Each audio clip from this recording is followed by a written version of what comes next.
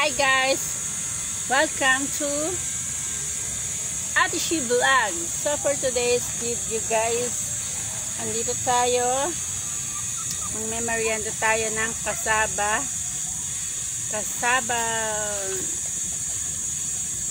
chips from Quezon. Pantawag.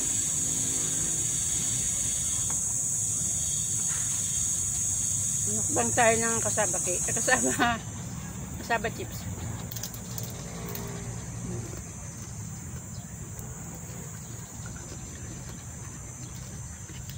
Kainin mo nga. Nag-relaxing ako dito guys ha.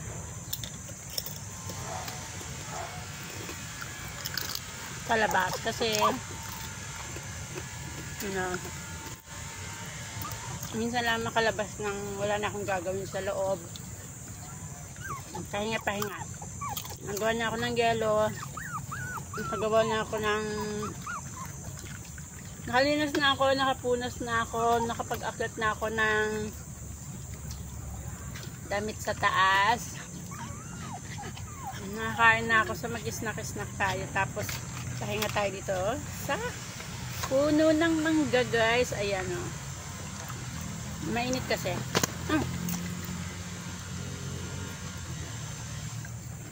May lamok pala, may lamok. Migoy guys, kaya maputi na yung aking tuhod. 15 years na po itong nakatago. 15 years na nakatago ang aking Ayan.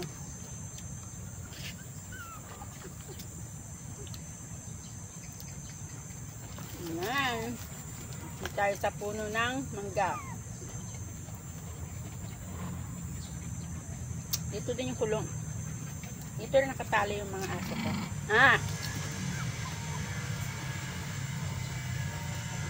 Yung abutan. God.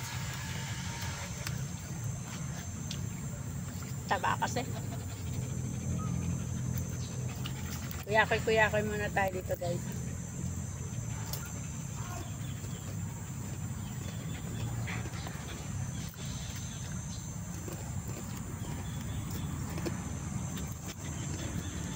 Habang wala yung aking boss, kumain tayo.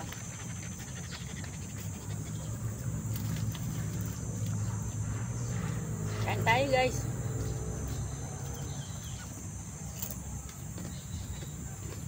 Made from Quezon province guys.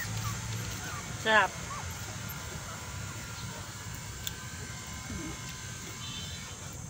Ngayon ko lang ito nagawa sa buhay ko. Ang umupo, mag-relax, magsuklay-suklay ng ganito. Nakakain na rin ako ng lunch, pero gusto ko lang magpahangin. Pero mainit din pala dito sa puno ng mangga. Yan.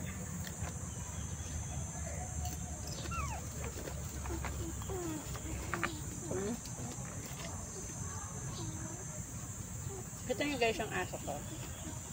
Ayan o. Mahina po siyang kumain ngayon niya.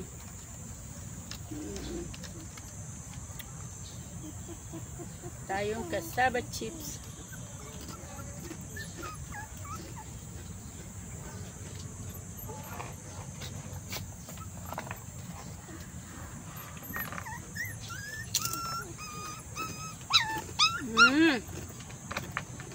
Awal mo sila.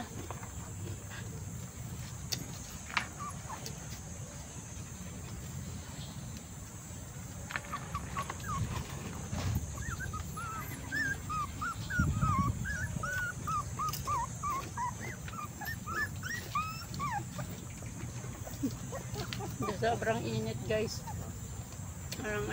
Gusto ko na paputulan yung buhok ko guys. Pero kapag mahabang buhok kasi kahit pinupusod-pusod ko lang siya para dali siyang ipitan. Kapag maikse, mahirap naman talian, kaya tiyaga na lang ako.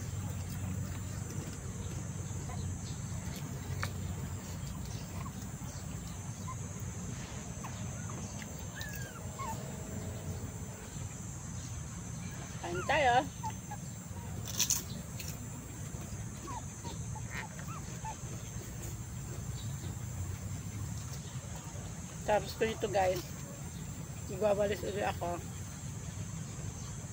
Wawalisan ko yung area ng mga aso ko para malinis naman siya. Kasi yun lang talaga ako may time para sa kanila.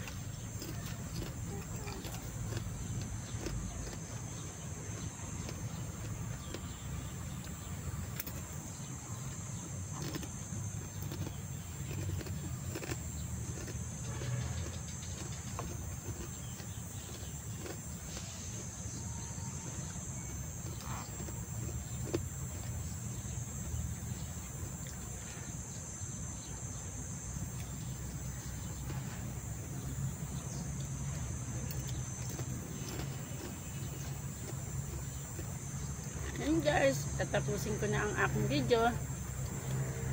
Kasi maglilinis pa ako dito sa area ng mga aso ko. Ang aking barong-barong na bahay. Pero naman siya, fresh air naman siya. At lagi ko naman nililinisan yung kulungan ng aso ko. Talaga pag mahirap guys, walang kulungan na matino. Pero tiis lang. So hanggang dito na lamang ang aking video. Thank you for watching. Magandang buhay.